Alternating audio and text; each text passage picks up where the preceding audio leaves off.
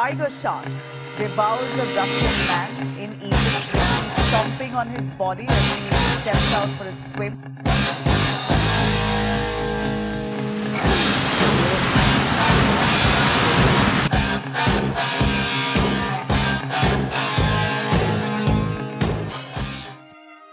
Kızıldeniz'in kıyı bölgelerinde köpek balığı saldırıları oldukça nadirdir. Aslında 1000 yıldan bu yana bölgede hem ölümcül hem de ölümcül olmayan sadece 17 saldırı olmuştur. Ancak bu saldırılar oluyor ve en sonuncusu videoya kaydedildiği için oldukça korkunçtu. Saldırı son derece rahatsız ediciydi.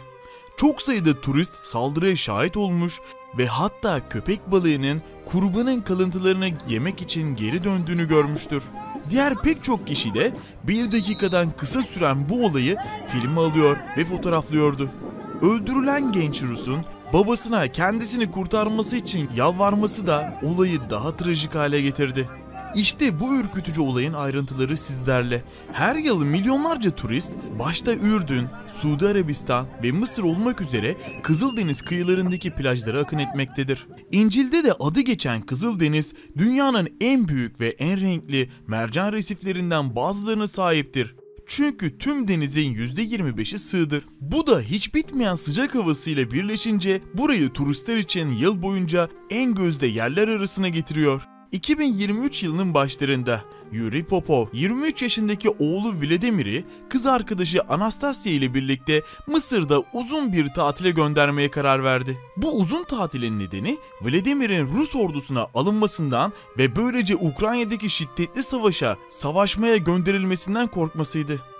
Yuri Popov zengindi ve işine uzaktan devam edebiliyordu. Ayrıca oğlu Vladimir de bir bilişim uzmanıydı ve o da uzaktan çalışabiliyordu. Varışlarının ardından aile Mısır'ın Kızıldeniz'deki sahillerinde bazı tatil beldelerine göz atmaya karar verdi. Dünya çapında üne sahip Şarm el Şeyh'e yakın ve onunla birlikte karşılaştırılabilir olan ancak daha makul fiyatlı, daha fazla aktiviteye sahip Hurghada'da bir ev satın almaya karar vermeden önce birkaç otelde kaldılar. Bu arada Vladimir'in annesi Moskova yakınlarındaki Balasika'da kalmayı tercih etti. Aile bölgenin en iyi tatil beldelerine seyahat edecekti. En son gezi Hurghada'da arabayla sadece 30 dakika uzaklığındaki Dream Beach Resort'ta trajik bir şekilde sona erdi. Vladimir iyi bir çocuktu.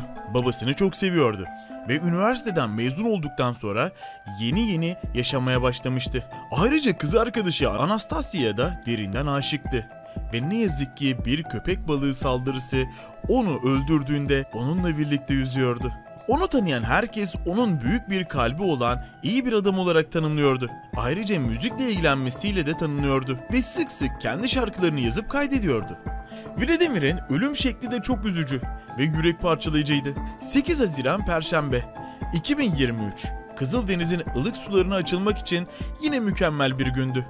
Uzun bir hafta boyunca masa başında oturup dizüstü bilgisayar ekranlarına bakmaktan yorulan Yuri Popov artık mola verme zamanının geldiğine karar verdi. Oğlu Vladimir'in kız arkadaşı Anna'ya katılmak isteyip istemediklerini sordu ve cevap evet oldu. 40 dakika sonra Dream Beach Resort'a vardılar. Çok sayıda turist yüzme havuzlarında ve yakınlarındaki plajlarda çok iyi vakit geçiriyordu ve takılmaya devam ediyordu. Deniz sakindi ve tek kelimeyle karşı konulamazdı. Vladimir ve kız arkadaşı yüzmek için suya girerken Yuri sahilde takılıp çocuklarının eğlenmesini izledi. Vladimir sahilden yaklaşık 50 metre uzaktayken Anna onun yaklaşık 10 metre gerisinde kalmıştı. Aniden Vladimir'in yanında bir köpek balığı yüzgeci belirene kadar her şey yolundaydı. Anna kıyıya doğru yüzmeye başlarken ona yüzmesi için bağırdı. Ancak köpek balığı bir hedefe kilitlenmiş ve Vladimir bir çıkış yolu ararken etrafında dönmeye başladı. Onlarca turist paniğe kapılarak akın akın sudan çıktı ve ona hemen kıyıya yüz diye bağırmaya başladılar. Ama artık çok geçti. Köpek balığı Vladimir'in yüzmeye başladığında hemen ona doğru fırladı ve dişleriyle gövdesini ısırdı. Yuri için zaman durmuştu. Oğlunun cehennemden gelen korkunç bir saldırı da köpek balığı tarafından yenmesini izliyordu. Köpek balığı etrafında dönmeye başladığında Vladimir, "Baba, kurtar beni!" diyerek bağırdı ve kalbi durdu. Köpek balığı onu suyun altına sürükledikten sonra bıraktı. Vladimir yüzeye çıktı ve yüzmeye çalıştı. Ama karnından ağır yaralı olduğu ve zorlukla hareket edebildiği anlaşılıyordu. Sahildeki insanlar geri geliyor diye bağırırken köpek balığı geri döndü. Bu kez onu yakaladı ve suyun altına götürdü. Anna ve sahildeki birçok insan dehşet ve şok içinde histerik çığlıklar atıyordu. Yuri dizlerinin üzerine çöktü ve hıçkıra hıçkıra ağlamaya başladı. Tüm bu çile 1 dakikadan az sürmüştü. Tatil köyü personeli çoktan olay yerine gelmişti. Bir kurtarma botuna atladılar ve Vladimir'in cesedini aramaya başladılar. Çok geçmeden parçalara ayrılmış ve şekli bozulmuş bedenini buldular. Vücudundan geriye kalanlar ise dışarıya çıktı. Ve hemen köpek balığı avına başladılar. 2 saat sonra köpek balığı yakalandı ve hala canlı olarak kıyıya getirildi. Aralarında turistlerin de bulunduğu insanlar intikam almak için onu öldüresiye dövmüşlerdi. Bu tür saldırılar oldukça nadir görüldüğü ve Kızıldeniz'de doğal köpek balığı avı sıkıntısı olmadığı için davranışının ardındaki nedeni belirlemek üzere bir deniz bilimleri merkezine nakledildi. Müfettişler de olay yerine gelerek ipucunu aramaya başladılar. Bölgede birilerinin köpek balığını tesisin yakınına çekecek bir şey yapıp yapmadığını öğrenmek istediler. Buranın güvenli bir plaj olması gerekiyordu. Bölgede çok sayıda yat vardı ve aralarında çocukların da bulunduğu onlarca kişi yüzüyordu. Böyle bir şeyin olması amaçlanmamıştı. Babasının isteği üzerine Vladimir'in cesedi yakıldı ve külleri uygun bir şekilde gömülmek üzere Rusya'ya götürüldü.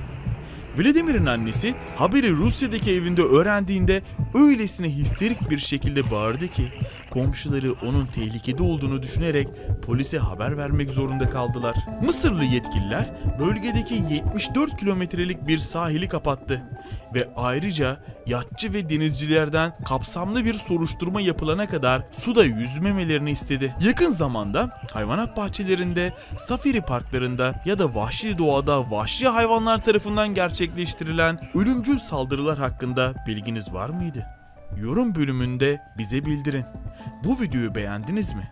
Beğendiğinizden eminseniz abone olup zil düğmesine bastığınızdan da emin olun. Çünkü her zaman daha harika videolar yükleyeceğiz.